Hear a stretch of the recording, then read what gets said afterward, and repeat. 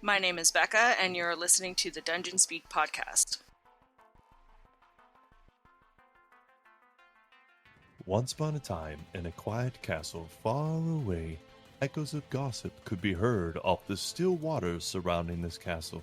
Chitters of rumors creeped up the many castle turrets that peeked over the stone walls. Chaos rang throughout the usually quiet stone hallways. Bustling and hustling feet clipped and clopped as preparations were made across the castle grounds. However, one needn't listen hard to hear the words of servants and other staff that had occupied these busy halls. I cannot believe the Lord had another child. I heard the mother was a servant here. I heard he had a baby out of wedlock. I feel for them. How could he be unsatisfied with 2 wives? Two very different women stand outside of a door. Faint baby cries could be heard within.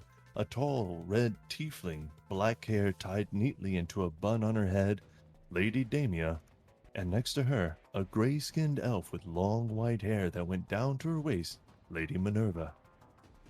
My lady, if our lord sees that look on your face, he will not be gentle to remove it, Lady Minerva spoke, caressing the tiefling's cheek. Lady Damia leaned into her hand, closing her eyes. I know, but I can't help but feel upset, Lady Damia sighed, her face showing nothing but sadness. We stopped giving him children for a reason. Lady Minerva moved away from Lady Damia.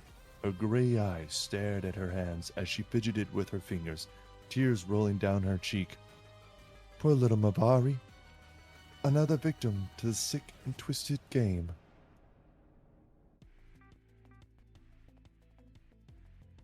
Outside the high castle walls lies a large, secluded garden full of different types of flowers and vines climbing up the pillars.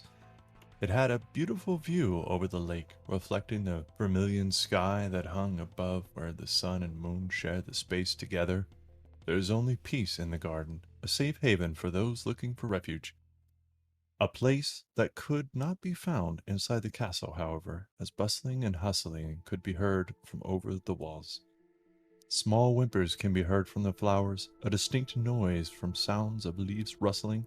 A tiny purple tiefling curled up with her knees to her chest, her dark purple hair cut unevenly and messy, blowing in the wind as she cried into her hands. Oh dear, what do we have here? The young tiefling jumped, looking up at where the voice came from. A pale woman with long brown hair was kneeling in front of her. Her face was beautiful, sculpted and perfect, with gentle eyes and an even gentler smile. Now why are you crying? She asked as she reached for the young tiefling, who only repulsed at her hand. I'm not crying. Crying is for the weak. Mavari said, quickly wiping her warm tears away, wincing as her hand touched the hulking bruise on her face. Crying doesn't make you weak, Mavari. How do you know my name? Do not worry about that, child. Why are you crying? I wasn't crying. Father would be angry if he thought I was crying. I'm sure a lot of things make him angry. Like a stranger near the castle. You should leave before someone finds you. You don't have much time. They always find me here. Before I go... The woman moved closer to young Mavari, moving her hand over Mavari's face. A light blue light came from her hand. Its coolness grazed against Mavari's skin, taking away the pain, leaving no trace of the brutality. That's much better. Thank you. It doesn't hurt anymore. Mavari smiled, touching her cheek. I'll leave you with another parting gift.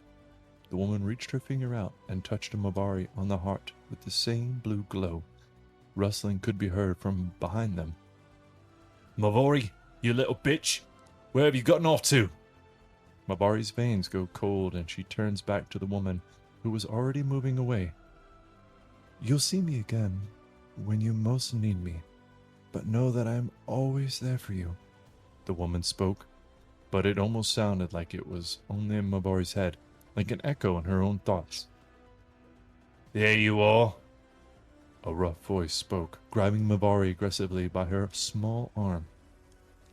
A rather slim male tiefling towered over her, His skin deep red, his hair was dark black, slicked back between his horns and shaved on the sides.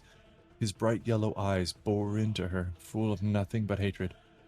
Father has been looking for you. It appears you haven't learned your lesson. His grip on Mavari's small arms tightened, almost breaking her bones. Mordai, please, you're hurting me. Mavari gasped, using her hands to claw at his hands. Stop squirming, you little shit. Father has been taking shit out on the rest of us because you can't behave. He stopped when he noticed Mavari's bruise-free face. Who healed you? He spat at her, his fangs baring at her. No one. Mavari lied, looking away, knowing he wouldn't buy that. Oh well, I'll just give you another one for lying, he said, pulling his fist back, and a loud crack echoed through the garden.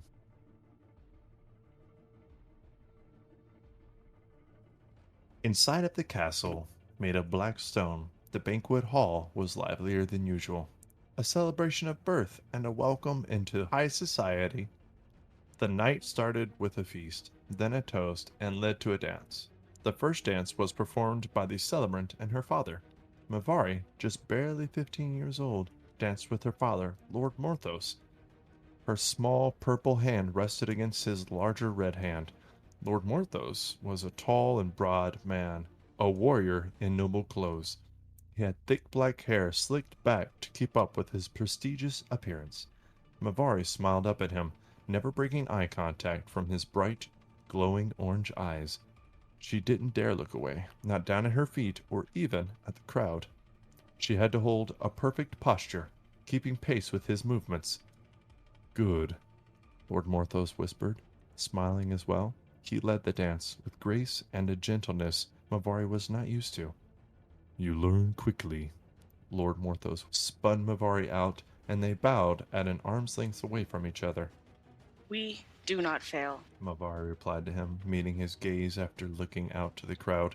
She bowed to him again, and he was smiling proudly at her.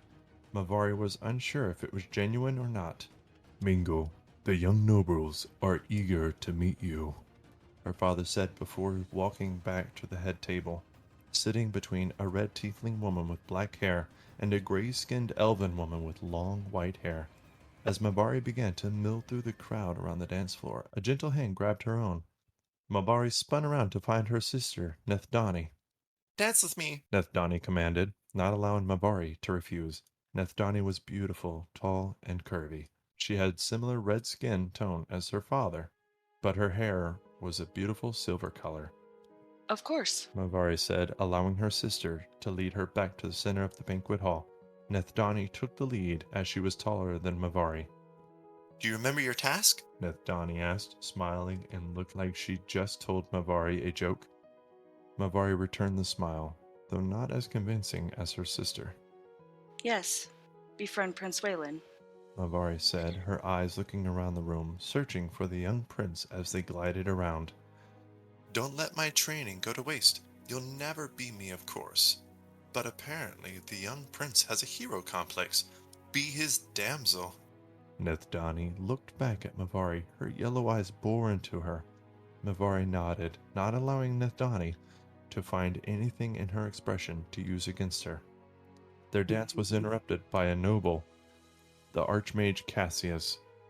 I'm sorry to butt in, ladies, but Nethdani, please, come dance with me. Cassius was a member of the King's Council, earning the title of Archmage and being the advisor for magic in the kingdom.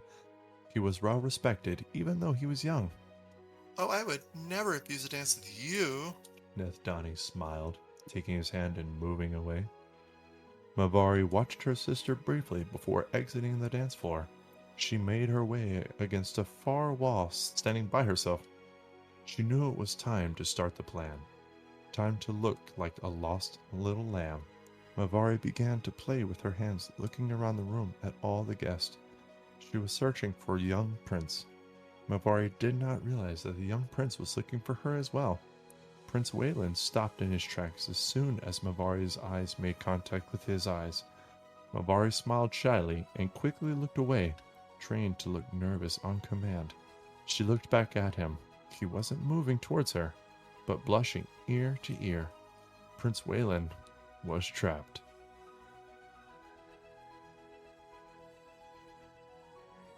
Everything was quiet and still, a sense of serenity I do not normally feel. I found myself here more often, almost addicted to this feeling. Floating here and watching the sun glimmer through the surface of the warm water relaxing all my muscles and healing bruises. Or maybe it's just taking my mind away from it all. I close my eyes, completely surrounding myself to this, the darkness and silence. It is freeing. I don't even mind the pressure in my lungs, the starving urge to breathe. I would give up all the air in the world to stay here forever. Lady Mavari, I faintly heard Nessa call, but I do not care. Staying here, feeling this, was all I wanted. Floating aimlessly and not having to worry about the world outside. But soon it is all interrupted when a loud banging erupts through the room, and a hand pulls me from the water. Lady Mavari, do you have any idea what time it is? I open my eyes to find my personal servant, Nessa, stood with a disappointed frown. Nessa was only a few years older than I was. She was relatively pretty with short blonde hair and hazel eyes. If I had to guess, about midday? Hey, we are running out of time to get you ready for tonight.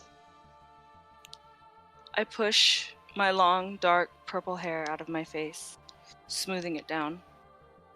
What's going on tonight? Nessa's face dropped, absolute disbelief that I dared ask that question. King and his family will be here. Of course, that means Prince Wayland. How could you forget? Must have slipped my mind. Well, get out. We have a lot of work to do. You look dreadful. There was no point in arguing with Nessa. She was a stubborn girl. I did as I was told, rising from the large bathtub. The water so warm, the room was chilly in comparison, causing me to shiver. Nessa's eyes were wide, staring directly at the large swelling bruise on my side. It was hideous, a dark blue and black against my purple skin. Do not worry yourself with that. It does not concern you. Nessa knew better not than to pry. This is not the first bruise she has seen. She just held out her hand to help me out. She handed me a robe nearby before grabbing a towel. I put the robe on and walked towards the vanity, staring at my reflection. Nessa was not lying. I looked dreadful. My eyes had dark circles underneath them, and I looked pale, for someone just coming out of a warm bath. I looked exhausted. Nessa quickly began to dry my hair. I watched her in the mirror. She had such a sad expression on her face. I closed my eyes not to dwell on it. A familiar voice calls for me, one who reaches out to me on occasion. It was gentle, almost blending in with my own thoughts. I try to focus when she speaks to me. There was always such a warmth in the tone. Mavari, you know how. How to what? Lady Mavari? My eyes snapped open. I didn't realize I spoke aloud. Upon opening my eyes, I see that my hair is done, braided neatly in a down style that drapes around my shoulders. How much time has passed? Nothing. Nessa moves around to my face, applying makeup to hide my exhaustion. I close my eyes again, trying to find the voice, but I receive only silence. Please, what do I know? I think to myself, pleading in the darkness behind my eyes. Dressed, Lady Mavari. I come back to reality, seeing myself with a full face of makeup, all imperfections hidden, but Nessa just started. What was happening? Not wanting to draw attention to myself, I stood and walked towards the closet. Nessa pulled out a beautiful dark blue dress with gold embroidery around it. It was a perfect dress to draw attention to myself, with exposed shoulders and long sleeves. Mavari, you know. I shut my eyes quickly, trying to focus on what she means. What do I know? All I see is a glowing blue light. I do not understand her sign. Suddenly, a sharp pain in my side forces me to open my eyes. I looked directly at Nessa and see her tightening a corset to me. The bruise was easier to ignore when there was nothing disturbing it. But now it felt like there was a knife stabbing me in the ribs. No corset. You have to. It's very unladylike not to wear it. I reached for a nearby wall, suppressing a scream. If Father saw me here, he would be mortified by my behavior. I began to take small breaths. It minimized the pain, but barely. There was no time to dwell on it. I will take care of it later. I closed my eyes, trying harder to steady my breath. Lady Mavari, the guests have arrived. My eyes fluttered open. I was sitting on the bed, and Nessa was nowhere in sight. I get up and walk over to the vanity, grab a handkerchief, and dab the sweat on my face. I take it with me, exit the room, heading towards the entry. My vision is blurry from the pain, and I do my best not to stumble. I blink, and I am further down the hallway. Each time, it gets harder to keep my eyes open. I close them, wishing I was still in the bathtub. Again, I open my eyes to see I'm sitting at the dining table. There was food in front of me. How did I get here? I quickly look to my left and see Prince Waylon. He looked as handsome as ever, his black hair curling loosely and wild around his face. His light blue eyes caught mine immediately. Prince Waylon, how are you? Oh, so now you're talking to me? Forgive me, I have not been myself today. Forgiven, my lady. Prince Waylon smiled, an infectious smile that I smiled back too. I looked down at my plate of food, not interested in eating. I reached to pick up my fork, but in doing so it caused a sharp pain to shoot through my side. I don't move my arm, hovering over my right side. Mavari, you know how. She spoke again. She's here. She always here when I need her. My eyes close. My eyes closed slowly, everything going black. Just that beautiful blue light, glowing and showing me what I have to do. I feel a cold touch to my right side, the pain melting away, and I can breathe again. I open my eyes and feel the whole room staring at me. I look down at my hand at my side, a blue light emanating from it. Panic set in. I quickly looked up and saw the whole table looking at me. I shot a look at my father and I'm locked into his glare. My blood runs cold, knowing that the only thing that awaited was punishment. It was never good to be summoned to Father's study, but after what I did at the dinner party, I knew it was coming. I grew familiar with this space as many times as I had been in there, the large desk in the center where I stood to be judged and punished, the bookshelves that lined the walls full of knowledge of the world and cabinets with documents for Father's work. Everything was in its place, in an orderly fashion, not even a single piece of paper strayed from where it was meant to be. But there was one thing in the room I always focused on the most, the large family portrait that hung above the fireplace. A false painting portrayed a happy family, a loving father in the center, his wives on each side, and his happy children around him. I stared at the younger version of myself.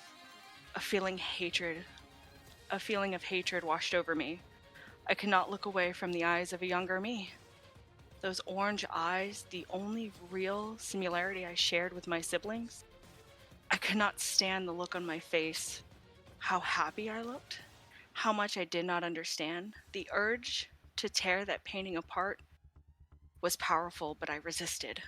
The large study to the door came open. It had caused me to be pulled from my thoughts. My father came in and closed the door behind him. He walked around and stood in front of me. My father was a large man. He towered over my smaller frame. I had to look up to meet his eyes. He's always looked out of place in noble clothing. He had scars that covered his face, a battle-hardened warrior. His black hair was slicked back as if he tried to look more civilized. We stood there for what felt like eternity.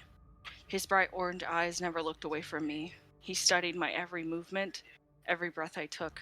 He waited for me to look away, just show the slightest bit of fear or weakness, but I did not dare. My father looked away first. The smallest smile played on his face as he leaned against his desk. First thing, How did you get hurt? You were not supposed to be training. I fell down the stairs. I must have hurt myself more than I thought. I lied. I don't know what had come over me in that moment. I could not bring myself to name my assailant. I feared what would come of it if I did. My father's lips tightened and his eyebrows pulled together as his expression turned dark. He swiftly lifted his large hand to my face.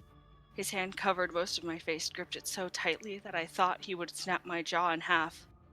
My father had pulled my face to look up at him. It felt like he was going to lift me off the ground at that moment. Try again. It was Amnon. My father had released my face, but I did not dare to touch my jaw or move my face. I had to focus all my emotions to steady myself. I could not allow him to see me crumble. Was that so hard? I will deal with him later. He knew the royal family was coming, and still disobeyed my orders. I watched as my father walked around the desk where he sat and put his hands on the desk. That magic, the ability to heal wounds, is not something that can be taken lightly. Your course of studies will be changed. My father pulled out a piece of parchment and began to write, but I could not make it out from where I was standing. Prince Wayland will be here for the next couple of days, and you are still tasked to befriend him. Once the royal family leaves, you will have a new professor to study under on top of your normal studies. Your combat training will be halted for the time being, though it does not seem you were ever meant for that. My father finished writing something and he looked back up at me.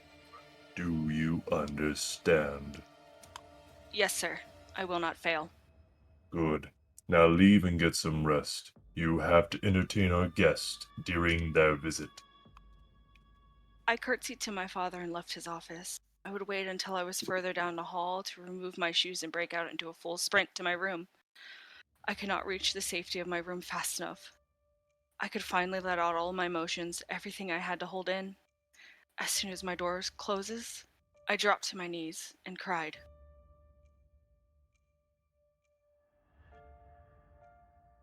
Empty. It was all I felt while staring at my brother Agmanos's portrait. I thought I would have felt something to his death, and yet I did not care. Agmanos was always indifferent towards me. We rarely spoke, if ever. I never thought he would die the way he did, cut down on the battlefield. He was our father's favorite, the eldest of us all, the one who could do no wrong. I forced myself to move away from the portrait, sluggish as I walked down the hallway. My body felt so heavy, aches and pains that stretched all over. I walked through the halls barefoot and only in a simple nightgown. I do not know why, but I craved the moon on my skin. With everything feeling so empty, I desired only this. Home felt different. The sorrow was everywhere. Father was on a warpath. We were punished for the smallest of things. My older siblings were smart. They got out of the castle and away from his gaze. But I was trapped here. He started dictating every moment of my day. The only time I escaped from him was at night, roaming the halls in a ghost-like state. I walked up the stairs towards the tower and dragged my feet up those stairs, higher and higher until I reached the top. I pushed the door open and felt the cool night air hit my face. It was always refreshing to see the sky. It was a beautiful vermilion with dark clouds painted against it. It was unfortunate for the clouds because they covered the moon, my goal. It did not stop me from enjoying the night air, not being trapped under the stone of the castle. Instead, I walked above it, graced my fingers atop the stone as I moved, the coolness beneath them. Lady Mavari? I froze. I did not expect to hear anyone else up here. I turned to find a guard who had begun to approach me. He was an older half-orc, with graying hair and a battle-hardened face. It is really late, my lady. You should go back inside. Oh, it is late. But I'm not quite ready to go back in. Just a few more minutes, please. I smiled at him, the way I had watched my sister smile to get those to do as she pleased.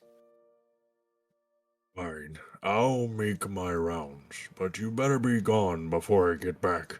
I would have to report to your father about this. He bowed before continuing his rounds. Once he was out of sight, I climbed up to the side of the wall and put my arms out. The wind was stronger than I had thought. My hair was blown madly by the wind, my eyes squinted against it, staring over the dark lake below. Strong waves slammed against the wall at the bottom, the wind stirring them. If I would just step off, all of this would be over. No pain, no more punishment, no more nothing. Akmanos was at peace. He did not have to suffer anymore. Why should I? All I had to do was move forward. Just one step. Lady Mavari! The guard shouted from the distance, but it was too late. I took the step. No! I thought I would have felt more peaceful, but it wasn't. The wind beat against my body as I felt like tiny needles stabbed my skin repeatedly. But the worst part was when I hit the water. It knocked all the wind out of my lungs. I had to fight. I had to resist the urge to fight, to try to live, because I wanted nothing but peace. I would soon have it at the bottom of this lake. My eyes began to flutter open. Everything was blurry. I struggled to breathe, to gain my senses. Where was I? I frantically looked around the room as I tried to get a sense of where I was. It was familiar. The furniture and the drapes looked like my room. I was in my room. I could feel his glare on me. I knew he was there. I took all the strength I had to turn and look at him. I met his glare. There was nothing but hatred. I had never seen my father so mad. I felt tears running down my face as he leaned down and whispered in my ear. You wish to die so badly? Then you will live.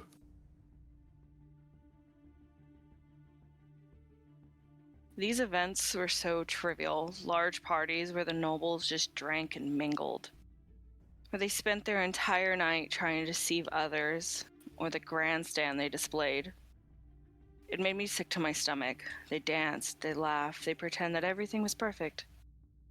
Such peaceful lives they all must live. I would have preferred not to be here. The music was loud as it echoed in this grand hall. The High Chancellor Silvershield wasted no money on this event. A coming-of-age ceremony for his son, Artos Silvershield. I was tasked to watch Artos. This was his first time in society. I was to learn about his habits and tics. I also did a poor job at this. I just watched the young centaur from a distance, watched him as he mingled with other nobles of my age group. Never got close enough to speak to him. I did, however, feel myself getting distracted from watching Artos, my eyes drifting over to another noble, Prince Waylon. A bit of joy in my life. Whenever he was around, or whenever he came to the castle, it allowed me a bit of freedom. I had to spend that time entertaining the prince. I was tasked to get closer to him, be his friend. Father saw him as a leverage to gain more power. I had understood that I started to feel a bit of jealousy, watching him dance and mingle with the other nobles. He had a bit of charm about him, or was it that he was a prince that drew everyone towards him? I did not know.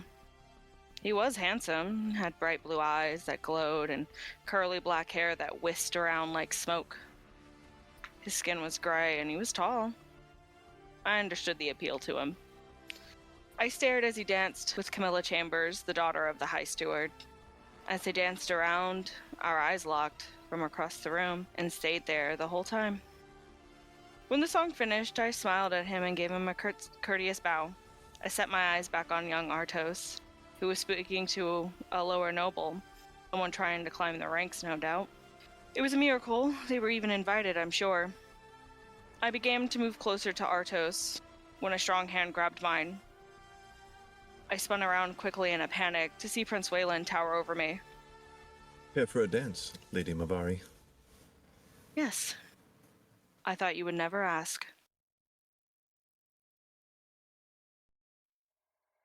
I had known all my life I was a puppet, to be strung along and controlled to be whatever I was needed to be.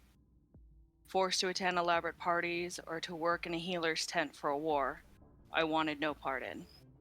I'd spent the last couple of years doing as I was told. I wanted to make no fuss, to just go with it. It made me into a hollow person. I felt nothing, empty and uncaring to what I had to do. Whether it was mingling with my fiancé or watching someone die of blood loss. Either way, I didn't care. But that was not good enough either. My fiancé called off the marriage.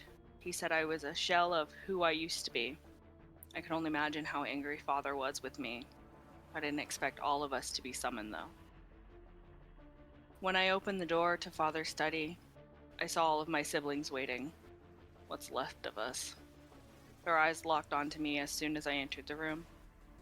I bowed to them before taking a position in front of Father's desk and waiting for his arrival.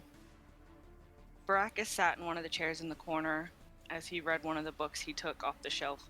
He couldn't be bothered with any of this. Nethani sat in the opposite chair, her eyes going between Amnon, who was pacing, and myself. God, she doesn't even care. How bold.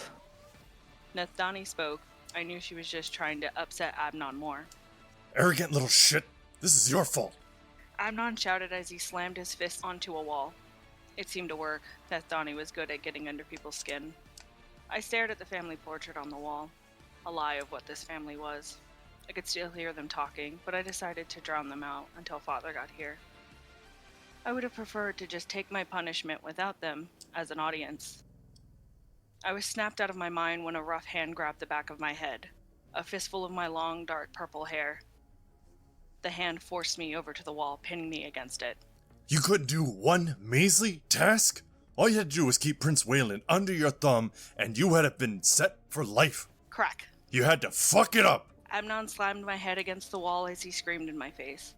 I instinctively put my hands up to his arm, trying to free myself. My smaller hands clawed against his arm in a feeble attempt. Crack. He smashed my head against the wall again. I could feel myself getting dizzy. I failed to keep my eyes open as blood ran down my face. The pain was worse than I had ever felt before. You are an absolute disappointment, not even able to protect yourself. Amnon spat in my face and the grip in my hair getting tighter. Crack. If he continued this, he would kill me. This is what I wanted, to be finally free. Crack. But once again, someone was trying to take that from me. The choice. Crack. The chance to finally choose something for myself. Crack. Crack. Crack! What was that? Something clambered to the floor. I struggled to open my eyes against the blood and tears. The grip on my head was gone. Silence in the room. As I wiped the blood away from my eyes, I could see something on the floor. It was one of my horns. As I reached down to grab it, it felt like time stood still. Everything was moving so slowly. I stared at it for what felt like an eternity. Nothing said. This was something I can't hide. A mutilation so obvious that the cover story would surely sound like a lie. You bastard! Before I knew it, I felt the magic inside me unleash, directed at Amnon. I watched as the blue light erupts through his body, shocking him enough to cause him to fall to his knees. How dare you do this to me? My body moved on its own, striking him between the clavicle with the horn in my hand. I never felt so much anger in my life. That's a lie. I had done this before. I stabbed Amnon again and again and again until a strong hand grabs my arm, preventing me. I looked up who dared stop me. My orange eyes met with another similar shade of orange, my father's. Enough. I jerked my arm away from my father, not even trying to hide the hatred that was portrayed in my face as I looked down at Amnon. He had crumbled to the floor and I sat over him. He looked as if he was clinging to life. Good. I got up to leave, not even waiting for father to say anything else, but his hand grabs my arm again. Heal him. I looked at my father with a disgust before looking at Amnon bleeding out on the floor. I was not going to undo my work. No. Before I could even say no, father's strong hand cracked across my cheek. You will not disobey me. My hand went up to my cheek, holding it where the pain was. I spit the blood in my mouth at my father's feet. I could tell he was amused by the look on my face. Hatred. Pure hatred. I leaned over to Amnon and healed him just enough so he wouldn't bleed out on the floor before making my exit. I'm proud of you. I stopped right in front of the door and looked back at my father. Our eyes met.